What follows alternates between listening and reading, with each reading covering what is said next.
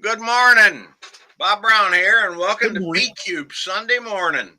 I have with me a very special guest. It is the icon of Adam-Troy Castro.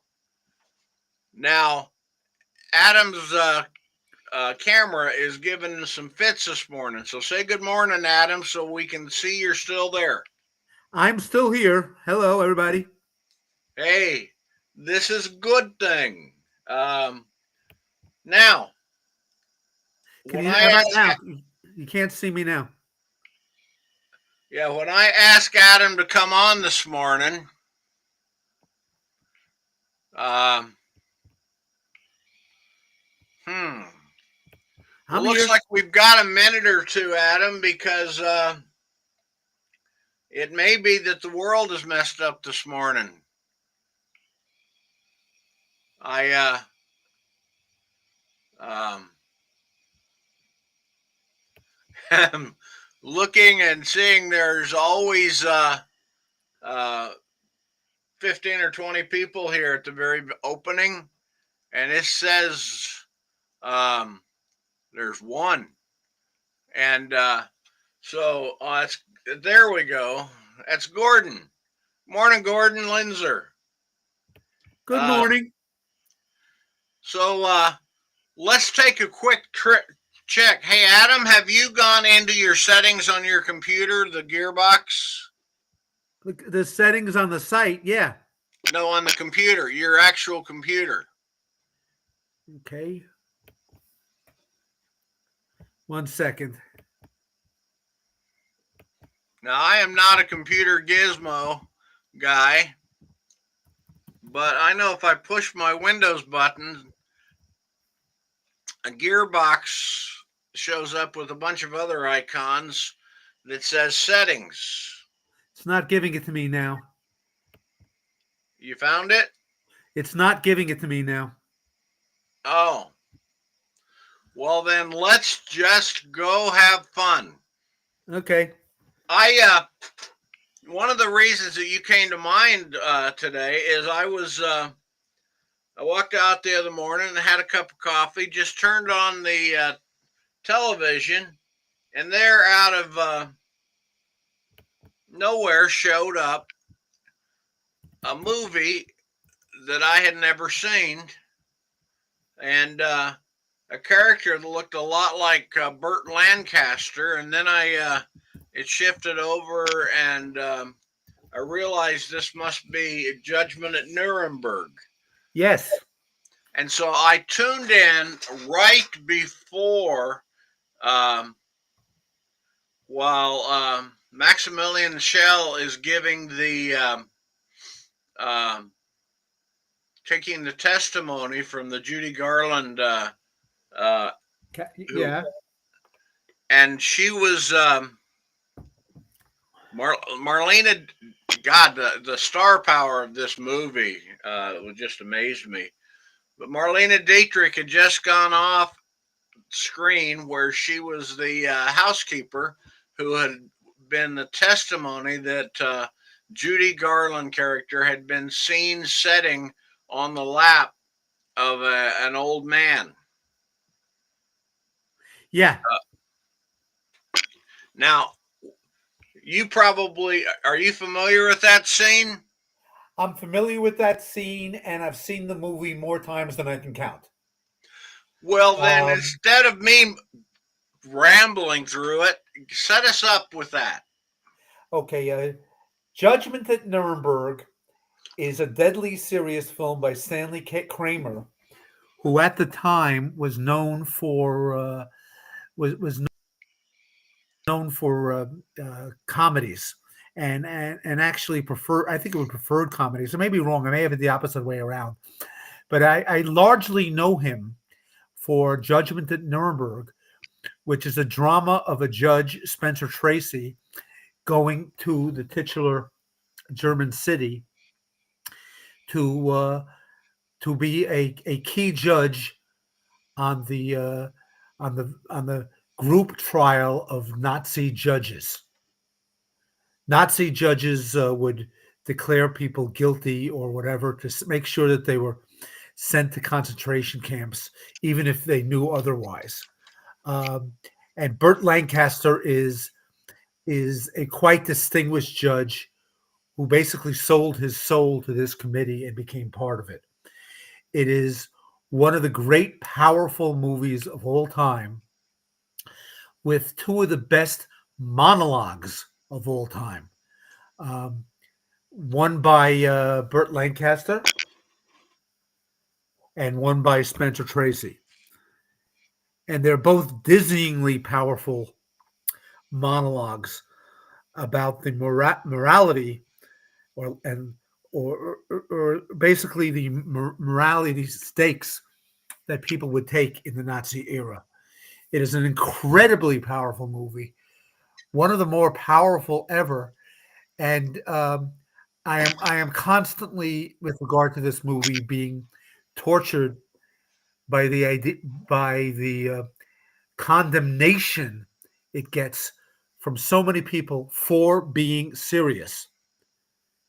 Um, that stuns the crap out of me, and I don't like that.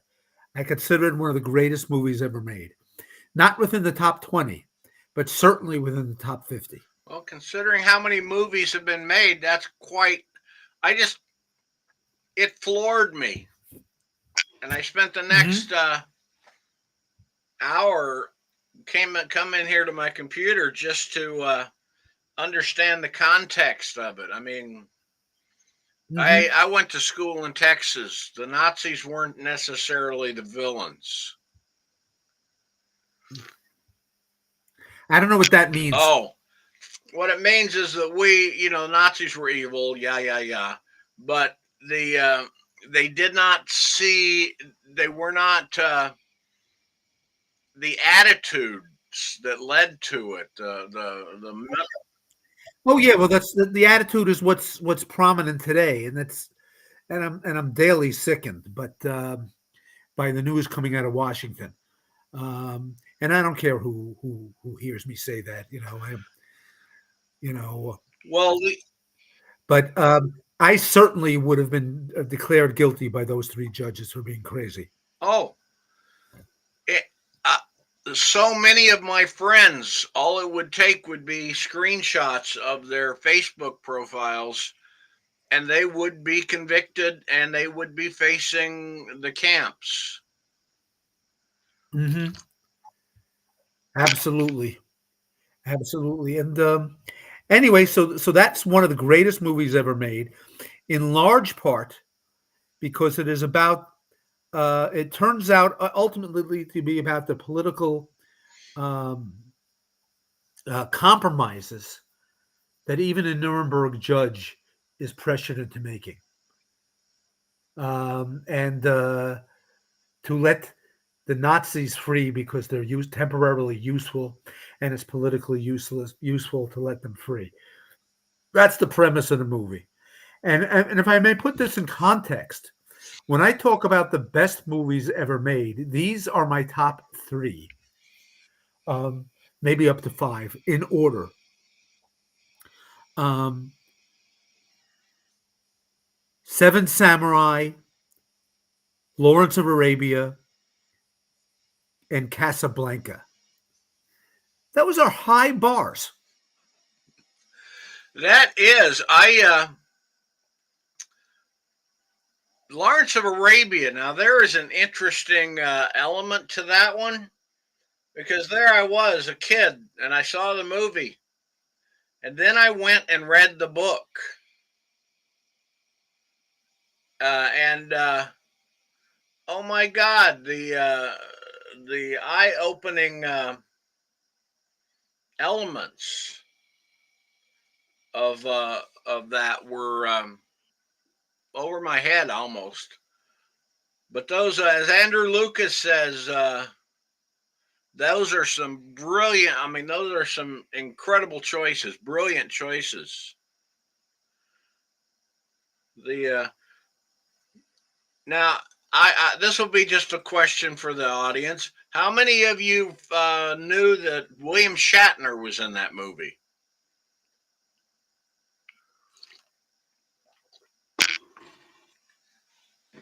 I see the keyboards are silent. Are you still there, Adam?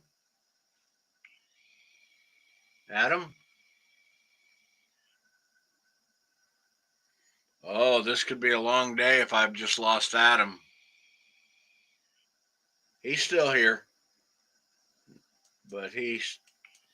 There we go. Now he's still here. Something glitched and Adam's audio went away. Well, it's not gone. I'm still here. Yeah. Well, yeah, that when you didn't answer, I went and checked, and somehow you'd been the system kicked you off. Computers are just not liking you these days, Adam. Not today, no. What did you Not do? recently. Did you did you write a bad review of Terminator? I'm answering Alan Diane Shapiro, who said William Shatner was in Seven Samurai? Question mark. Smile emoji. The answer to Alan is that yes, absolutely. William Shatner was in not Seven Samurai, but a version of Rashomon. He absolutely was. Nuremberg, yep, Judgment at Nuremberg. It was because I was looking up the cast because, honest to God, I had to verify to myself when I watched that. I said, for God, wow, that woman looks like Judy Garland. And they just, I was reading about it, and somebody said that they were worried about it becoming just another Grand Hotel. And you can tell the folks what Grand Hotel is, right? Yeah, I have never seen it, but I've also never wanted to see it. It's multiple storylines taking place at the titular location, and it's supposed to be a respectable movie. I just don't care enough to watch it. That sounds Uh, like the premise of Love Boat. exactly. Grand Hotel is just various love stories and other things taking place at a hotel. Well, I have to admit I didn't see it either, but they were talking about the difficulty in the actors essentially keeping themselves under in their role, and not becoming, you know,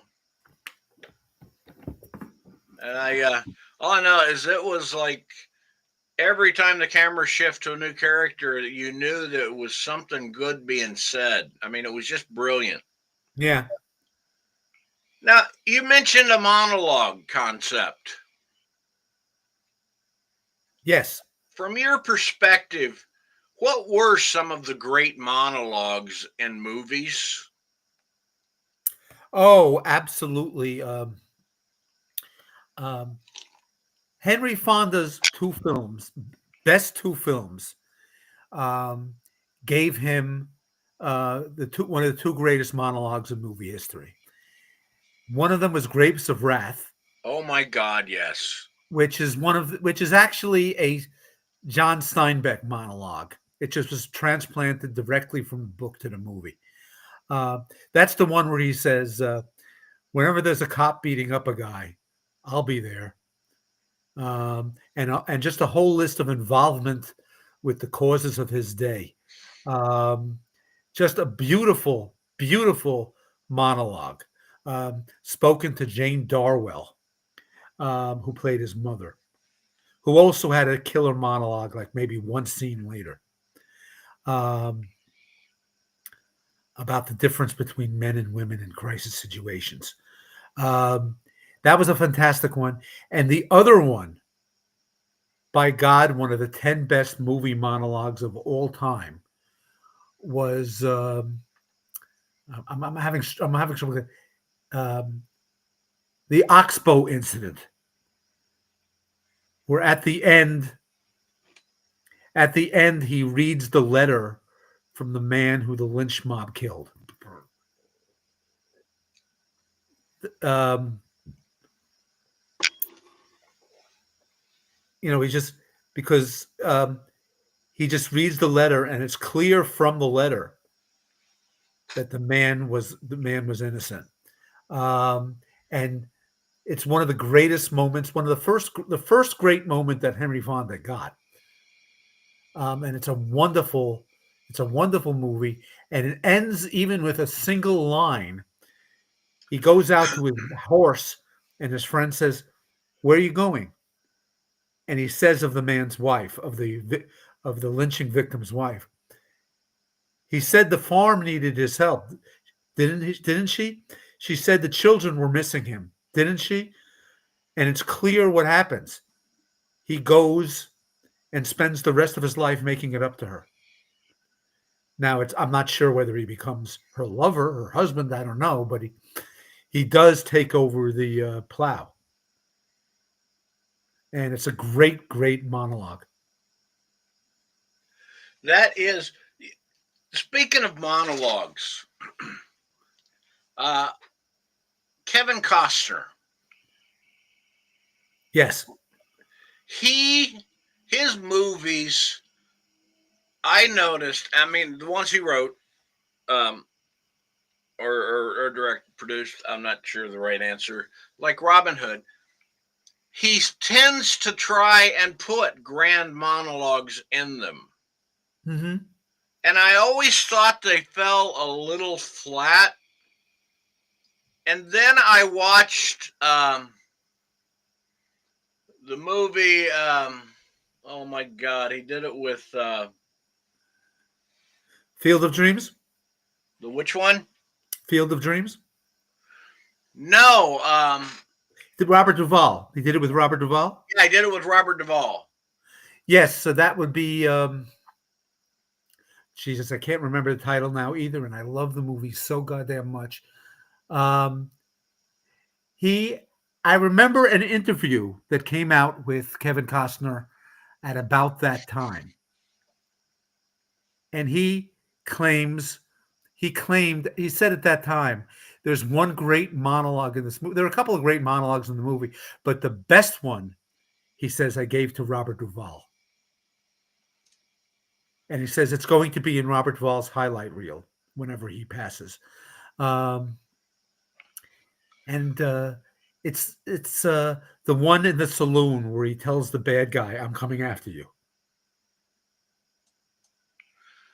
Yeah, the what it was and what I credit it to is Kevin Costner can write, Yes, but Kevin Costner delivering a monologue versus Robert Duvall delivering a monologue is the is it difference you? between a great monologue and a bathroom break in a movie. I disagree.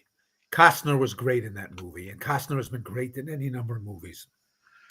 The Open difficulty, open range. range, the difficulty people have with Kevin Costner is that he is an underplayer. Except in things like Silverado, he's an underplayer. He's Gary Cooper, and sometimes people uh, confuse underplaying with not acting, and underplaying is way, way more difficult. Okay, I mean, you know movies. Yeah, I'm going to mention something in relation to this. There was a movie called Crossing Delancey with Peter Riegert and Amy Oh, Irving. I love that movie. Um, and it's all about a upscale Jewish woman working in publishing who deeply resists her attraction to a guy who sells pickles. And you understand this completely. He's not in her class, but he's a good man, and she knows this and she senses this, and she has a love story with him. And one of the Amy Irving was a terrific actress who did not get to do enough. Um, Amy Irving went up to the director and said, "I can't work with this man. He doesn't act. He doesn't give me anything to work against." And the director showed her took out one of the cameras and showed her a reel of film of Peter Riegert acting against her, and it was incandescent, but it was very light. On the set, she could not tell that he was acting. From the clip, she said, "Oh my God, he's brilliant," and that's underplaying. And I put Peter Riegert in that which is this is his best movie. I put it in that him in that category, and by God, I put Kevin Costner in that category. He can act. I just, I mean, it was surprising you brought that up. Crossing Delancey was a movie that my current wife of extraordinary number of years and I went as our first movie we You saw, could if I say the number. recall. Do what? You could say the number. No, I can't. Have you met my wife? No. No. Okay. Um, but somebody made note of Rutger Hauer, his monologue in Blade Runner. Which he wrote. Yeah, I heard the story that basically um, he just took what they gave him and kind of, oh yeah, and then worked his butt, made it beautiful. Probably one of the most quoted monologues in history, or misquoted, depending on how. Uh, Yeah. I mean, uh, I always love that line. The things I've seen, the sunbeams glistening off the tower gates, if Yeah. that's close to what it said. But it's just tears in the rain. That's what they called it. Yeah. One of the Ah, best examples of an actor taking charge and writing his own monologue, which is also owed to that great novelist, Robert Shaw, who, of course, wrote the Indianapolis monologue for Jaws. oh God, the Indianapolis monologue. I was reading about that, oddly enough, just the other day, and that it just. I guess he was an interesting character to work with, but he said this has got to be shorter, and he took what they gave him and he just cut it down to the bone of and the cast and the crew were just in awe of after he got done doing it. But any actor, if they're any good at all, um, can improvise the perfect line.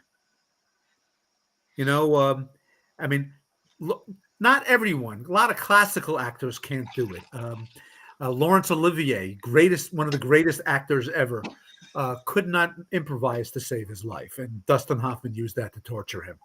Uh, but but a great improvised line, which blew away the English acting establishment, because many of them were on set watching the scene being filmed. And they said, "Oh my God, this kid is a genius." And that was Daniel Radcliffe. The Jason Isaacs as Lucius Malfoy says to him, "Well, let us hope Harry Potter is always there to stop, evil when it happens." Which is supreme sarcasm. And Jason Isaacs, just hit Daniel Radcliffe with the line. And the intent of a film actor is, okay, then we'll cut to him saying something in response to me. You can write it. But Daniel Radcliffe was there in the moment, and he said, "Don't worry, I will be." And it gave My God, it gave the likes of Alan Rickman and Maggie Smith um, and Michael Gambon chills when he said that. So that was nice. Mm. I'm sorry, Adam. Your knowledge and your depth is such that I'm just content almost to sit here and drink my coffee and listen to you. Um, the it is I mean, all of a sudden you just start in on this concept of the monologue in cinema, and Mhm. it's just it's a rich, deep topic. There's so much there, um, and I'm just in awe. Thank you. I well, let's face it. This lot you wrote a story for us not too long ago, uh, in uh, called "Diminished Horizons," and it's in Alternative Liberties. And I have never seen a story that I've read that left me as numb and thoughtful and pondering of the incredible numbers of levels that you could evaluate this 9,000 word monologue off of. Uh, it was, I mean, I could see an entire movie shot of that short story.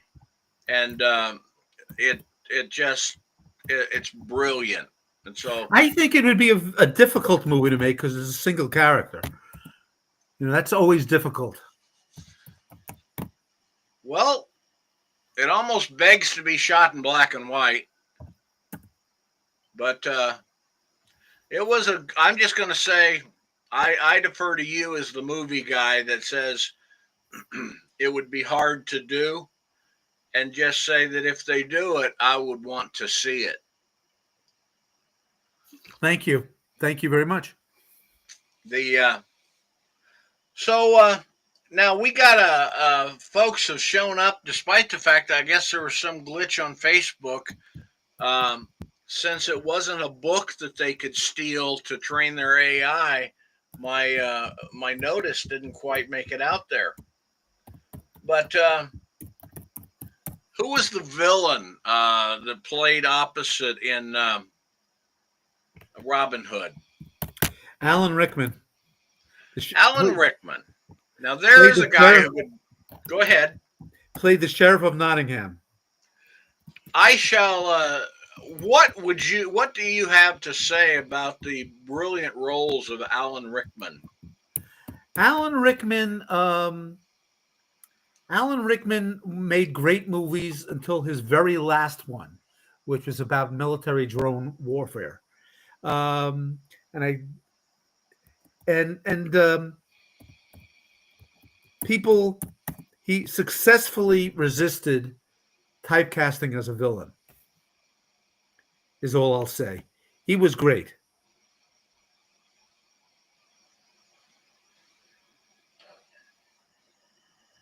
You know. Um, but I just love him. I have nothing of a great intelligence and uniqueness to say about him. Yeah, he threatened to cut something out with a spoon or something or the other. I'll cut your heart out with a spoon, and then somebody says, "Why a spoon?" Because it would hurt more. Okay, that is yeah, it was brilliant. Somebody just brought up Cliff did. You know Cliff, I think. Yeah, I had to leave the screen for a while, but I came back. He he talked about the invaders, the with Agnes Moorehead. Yeah, Um, and I think that's in reference to how something filming of diminished horizons would have to be carried. Um, and that it's interesting that he brought that one up because that Twilight Zone stuck in my head, Yeah. and it's a good one. Ryan Reynolds. I think it was Ryan Reynolds who did a movie um, in which he was kidnapped and buried in the trunk of a car and in Iraq, and he's on the phone with he's on the phone with the military authorities, and they're searching for him while he's slowly dying. Um, so it is also an amazing. It is also an amazing singleton performance, and I just love. I liked it very much, and I cannot remember the name of the movie at all because he was the only good thing in it, really. But he was good enough to make it tremendous. You said Um, Ryan Reynolds, right? it's either him or the other Ryan. I confuse the two of them always. Well, that's okay. Ryan Reynolds earned my eternal gratitude. I think it was when he did Deadpool, and he goes to a Ryan Reynolds character that is reading the script for Green Lantern and Yes, and he and kills him. shoots him. A lot of actors end up hating the movie they made, and sometimes they're very vindictive toward it. Um, you know, I I got can a I got a piece of trivia which I love. This is my one of my two favorite pieces of movie trivia. One of them isn't really movie trivia, but the other one is. Um, Billy Ritchie was a movie star, 1917 to about 1920, um, which of course is the silent era. And his performance, the one performance that carried him through his career was, and I'm about to give you the name that is better known being done by somebody else, The Little Tramp, because what he did from 1916 to the year 2000. I mean, the year not 2000, from 1916 to 1920, is he played Charlie Chaplin's character. He didn't look anything like Charlie Chaplin, but he dressed the same, and he did much of the same thing. You know, he was a tramp. He kicked people in the butt. He ran around. He did all the stuff Charlie Chaplin was doing at that time.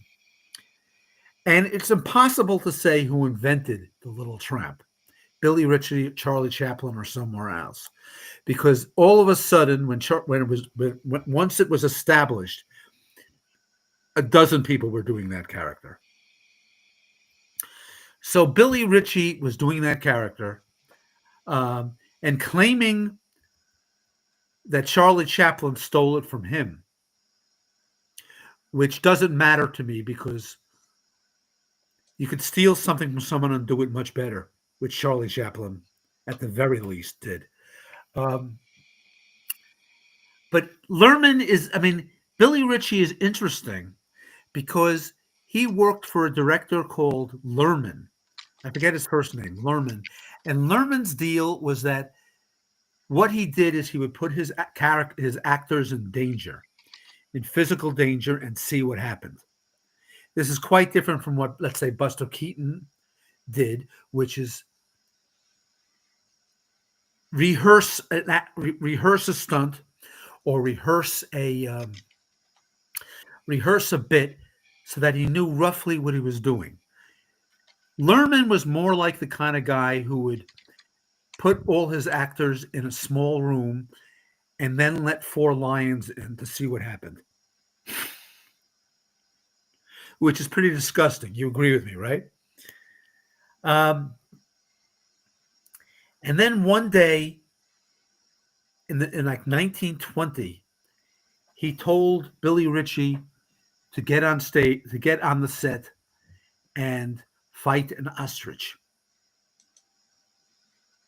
And Billy Ritchie did just that. And the ostrich kicked him into um, kicked him, basically crippled him by kicking him halfway to death. Um, and So this is interesting. This is the Charlie Chaplin imitator, at the very least, who did not have Charlie Chaplin's look. And I wrote a story, not for you, in which Billy Ritchie time traveled to the 20th century. I mean, to the 21st century. Not just a bit. But I happen to love that piece of trivia. No, am I still there? Oh yeah, you're still here. I happen to love that piece of trivia. Um, and I don't remember the other one I was thinking of, but that's one of my favorites right there. Anyway, anybody have any? Go ahead. Oh, here I'm failing in my prompting duties. Now, Susan Umber Carroll, one of our, she shows up every week to have coffee with us. In reference to an earlier Ryan Reynolds movie, I think she asked, is the name of the movie Buried? I think that's the one where he's in the trunk of the car.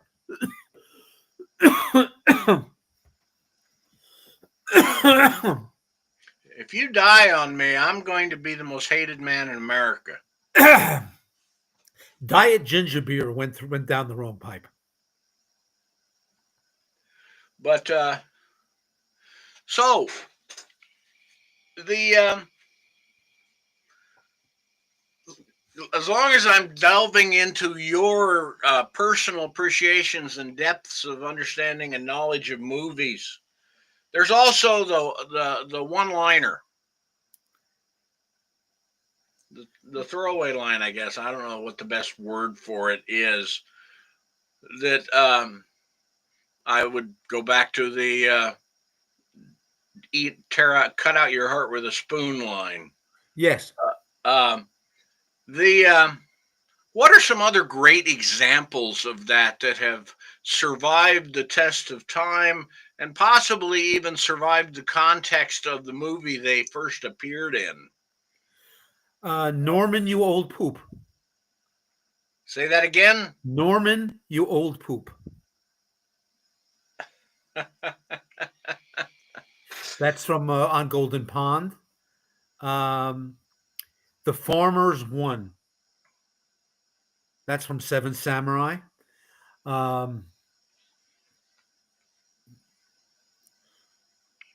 You despise me, don't you, Rick? That's Casablanca.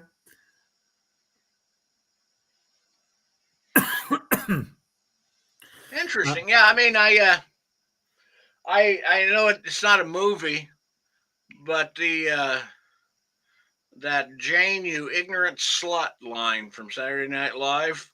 Yeah. I mean, people recognize it, but I don't know if they really understood even where it came from. I do. It came from Point Counterpoint from 60 Minutes, where this man and this woman were always debating, never agreeing, and the hatred between them was palpable, which is what made it interesting. What we have here is a failure to communicate. Oh, that's brilliant. Yeah. Okay. That folks is from Cool Hand Luke. The best chain gang movie out of 3 good ones. I think there were only 3 good ones. Maybe 4 good ones. I just caught that of a 4th. Of course, "Oh Brother, Where Art Thou" is another one, and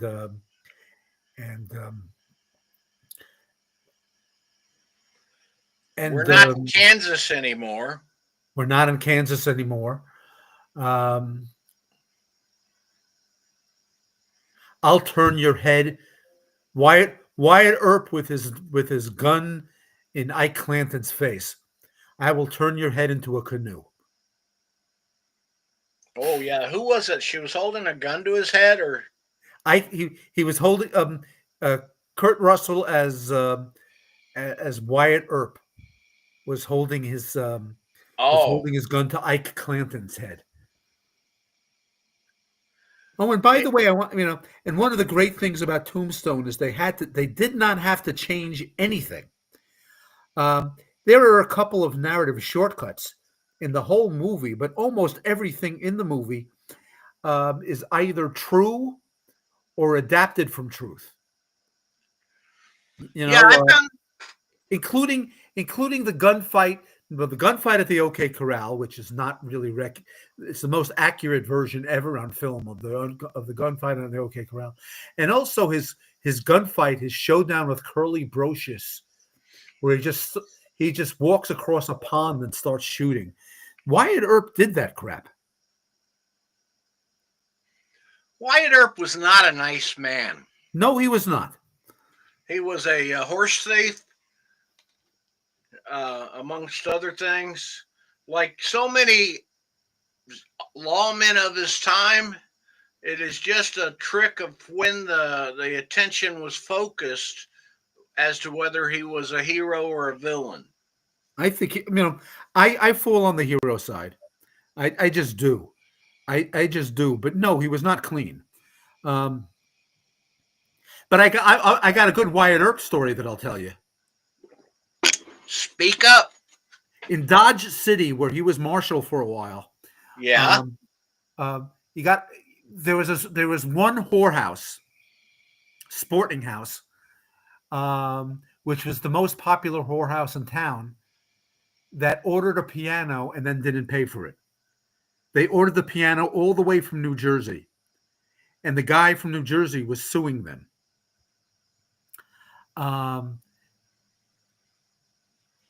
Because this was a major expense. They could have put him out of business. And he contacted Wyatt Earp as the marshal of the town, the law of the town, and said, I need you to go there and repossess the piano. Now, this is in Dodge City. Wyatt Earp walks into the building, which is not quite standing room only, but every seat is taken. And they're all armed. They're ready to start shooting. How dare you ask us give this piano back? And Wyatt Earp said, guys, I'm disappointed in you. This man sent you his piano that he worked on for weeks to make. You enjoy it every single night. And you're not being nice. I don't know if he used those words, but that's basically what he said. He said, I'm putting out a bowl and I'm putting the first silver dollar in it. I want everybody in this room to give silver dollars or whatever. And he collected everything that was owed. Not many Old West stories go that way.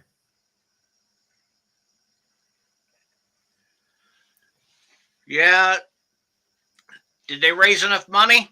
They raised enough money. And I have one other Wyatt Earp thing to say. Go Because of for it. Andrew J. Lucas, who said, ooh, Tombstone. I often say I'll be your Huckleberry. Andrew, are you aware that that actually has a meaning? Huckleberry, because Huckleberry is a bastardization of the phrase hackle bearer, somebody who carries a hackle. And some people use the phrase Huckleberry, and so Doc Holliday was not alone in that. But Huckleberry means hackle bearer. I'll be your hackle bearer. That's very nasty. I'll carry your coffin. That's what that means. That's where that comes from. Wow. That's interesting. I wonder if how many of the people who are considering themselves great Second Amendment uh, aficionados were aware that Wyatt Earp had one of the most effective gun control regimes in America for a while. Yeah, just keep it out of town. We don't want it in town. You get drunk in town. Yeah, And and many old West towns had that law. They copied that law. it's I can think of a few places might be good if we could copy it. We had a guy here in town. A woman pulled up at a gas station, and pulled up to his favorite pump, and she refused to move and let him have it, and he pulled a gun on her. Did he shoot her? No, Okay. I'm but relieved. just the idea that somehow a gun makes me right, a gun makes me in charge, a gun lets me tell you what to do, are things that are wrong. That is one reason, by the way, that my opinion of the Dirty Harry movies and many of Clint Eastwood's cop movies has kind of done a complete reversal over the years. Um, Dirty Harry, a lot of those movies are plain gun propaganda, and they're nonsense. And I love Clint Eastwood, and I will take it in a western, but in a contemporary film, uh, this cop just kills one person after another. It's much more difficult to tell a story where cops are not killing like crazy. Much more difficult.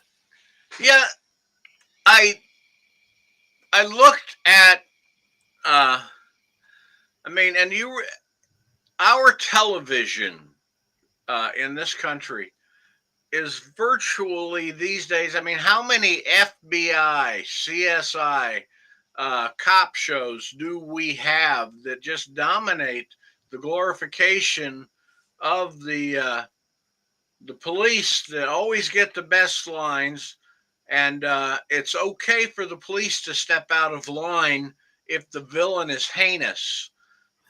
You There is know? that, but we need to remember that there was a time when westerns were 30 out of 50 TV shows. You know, and also the cop shows have a spectrum of realism in that some are just comically off, um, like a monk show, you know, um, and some are very damn serious. Um, the two best cop shows ever made, Wire and Homicide, I would defend to my death because they were brilliant stories about human beings. And Homicide in particular didn't even have an arrest every episode. Sometimes they had no idea who committed the crime. Um, and so that I would defend.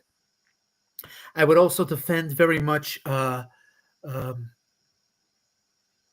the the French Connection, which is 90% um, just tracking down the people, or for that matter, Zodiac. Um, those I would call good cop dramas. You know, but a cop there are cop dramas on where the rookie has killed 10 people. I don't think he would still be in the police force. I think he's killed 10 people, but it's No, I much mean less. yeah, that's it's part of it. The I saw when I was younger. For some reason, I really enjoyed Lethal Weapon. Yeah, Lethal Weapon's a cartoon. Yes, and then the last one I watched that I said I'm never watching anything in this again. The last time I watched any of them is they were heroically strapping an old man into a dentist chair and torturing him. Yeah, And it was supposed to be funny and noble. because it was a that cartoon.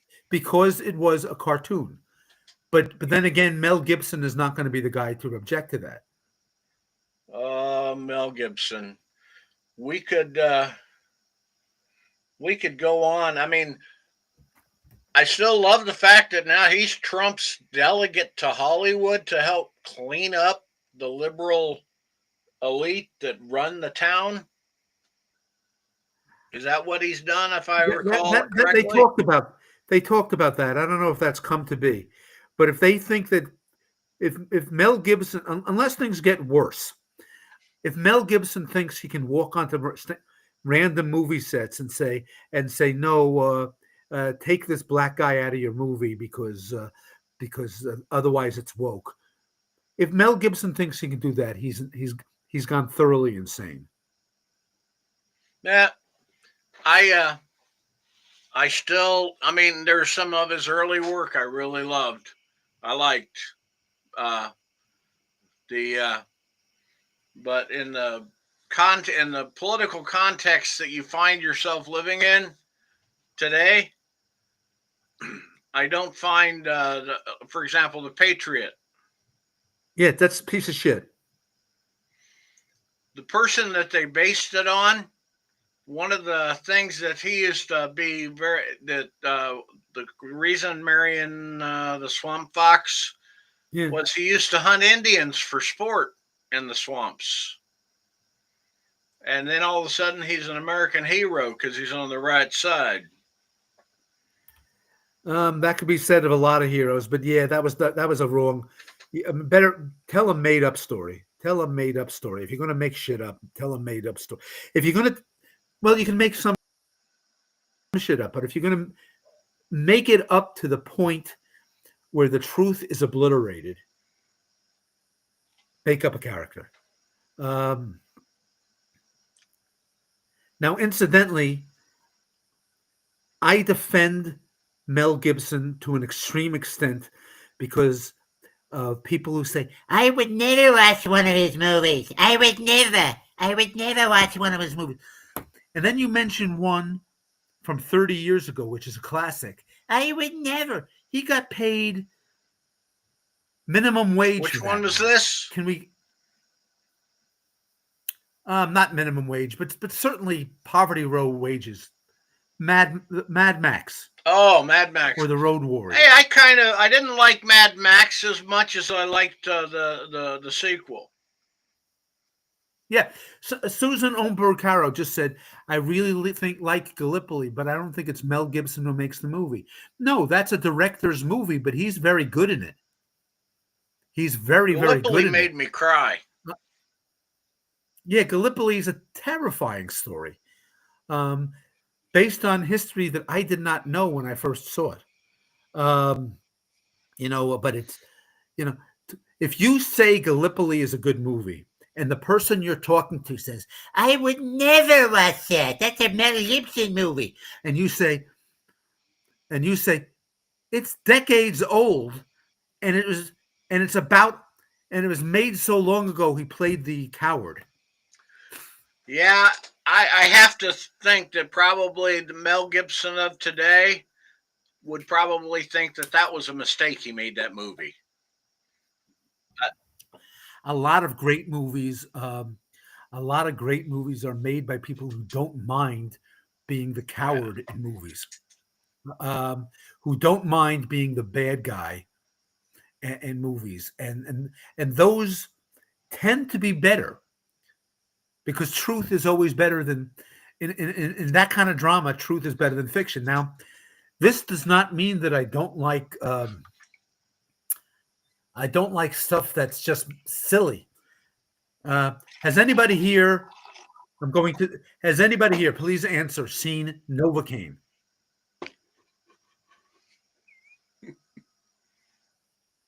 Anybody in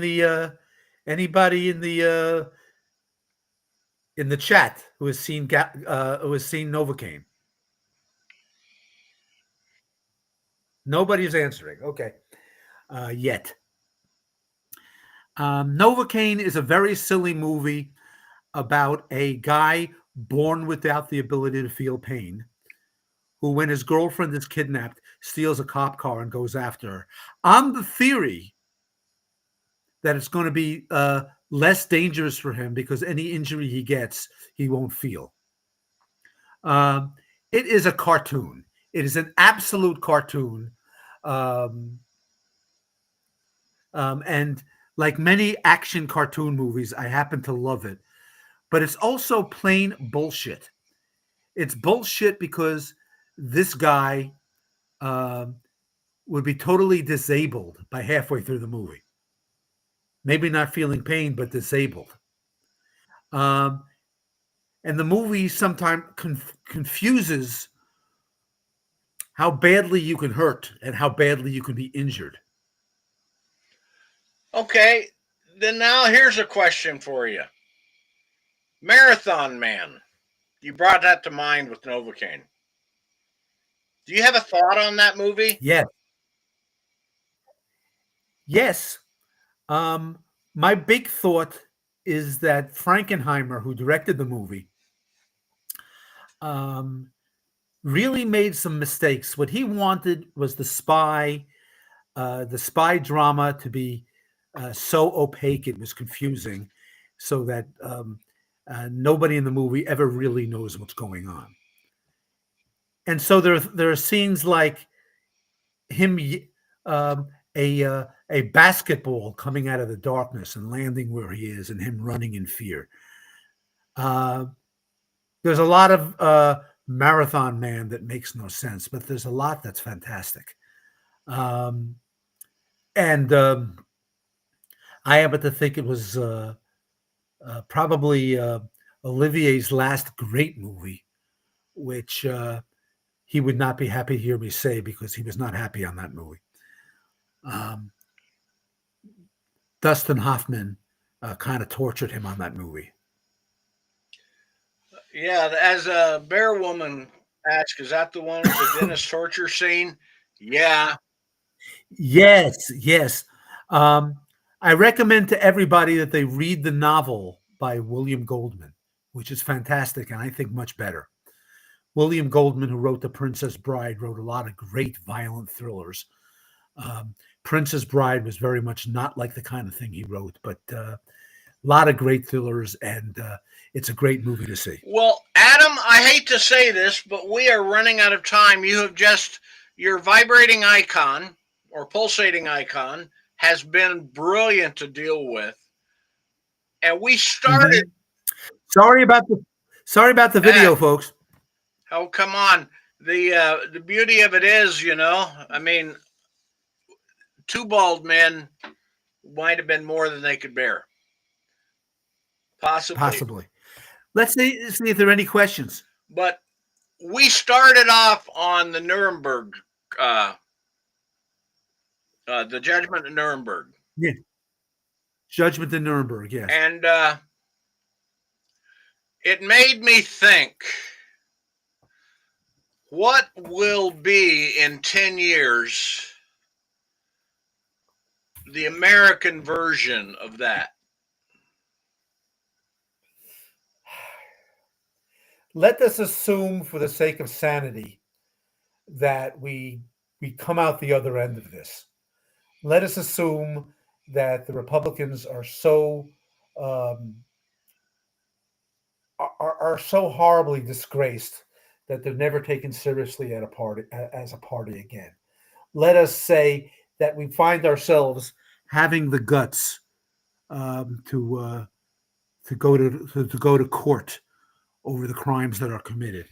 Um, I think that it'll be at least 10 good years um, before justice starts turning. That's my I theory. Um, I think so. Now the Ernst Jens character, you mean in Judgment Nuremberg? Burt Lancaster played him. Ernst Janning. Yeah, I think yeah. you know Bill Barr. When I read about the description of the actual character, Bill Barr comes to mind. And? But that's a totally different story. Uh, but Yes. here's at the end of the movie, every one of these people all of the defendants got sentenced to life in prison. And you may recall that that final scene where the Ernst character wanted to talk to the judge and said nobody's going to serve more than 5 years. In 1961, there was not a single person convicted of the 99 people that got life sentences. Not a single one of them was still in jail. Yeah, there is that too, and there is the fact that what I did, I'm accusing you of doing. Which would come back again. Um, the good thing, the positive side of that is that until the last couple of years, Nazis were still hunted, and it's only stopped really much now because it's unsure that any of the criminals are still alive, or at a point where you'd want to try them. It's oh I have one story about the boys from Brazil. You know that movie? Yeah, I remember it. Boys from Brazil is the one in which um, Mengele was hiding in South America and trying to clone Hitler. Um, what's his face? The great Simon Wiesenthal, the great Nazi hunter, was approached by the maker of that movie and said, "I want you to create a Nazi villain for me, um, that a Nazi war criminal that I can use in the movie." And Wiesenthal said, "Why would you do that? Why would you do that? We have so many that we can use that are real." And gave him several names from his files who he knew to be living in South America and said, "Now make the movie." And they made the movie. Um, and when the movie played in the theater, a guy looked at him, at the actual criminal, and said, "That guy's a lot like you." Uh, the Nazi criminal ran like hell, and left the country he was in, moved to another country, and then just died because it had been so energetic of a demand on him. Yeah, I think. So yeah, fiction helps. Well, Adam, thank you so much for being here. And next week, I just will remind folks, is the last Sunday of the month. This month we had 5 Sundays, which means I get to come and get my guest of choice. Um, and Adam, you are always a good guest. And I hope the next time we have you on, we've Thank got you. camera. Well, I hope so. This is a temporary problem. Probably if I turn off the computer for a few hours, I'll be able to get back Well, into it. it'll happen. But that said, thank you all. And any of you guys that are watching that are in the Tri Cities, Washington, remember that Monday at 5 o'clock we're doing a little, and I use the word little, protest down at John Dam Plaza to uh, keep the awareness alive that this isn't normal, that we got to stand up, and America doesn't need a king. And so I will see you guys then. And that said,